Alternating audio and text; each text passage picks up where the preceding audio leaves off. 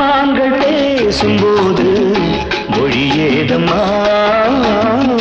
பிறர் காதில் கேட்பதற்கும் வழியேதம்மா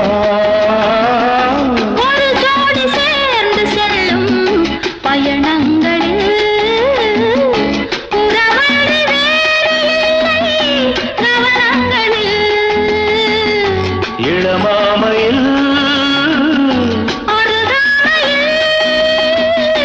வந்தாடும் வேளை இன்பம் கோடி என்று அனுபவம் சொல்லவில்லையோ நம்ம கருவாட்டு கூட முன்னாடி போ என் மன்னவன் காதலன் என்னை பார்த்ததும் ஓரா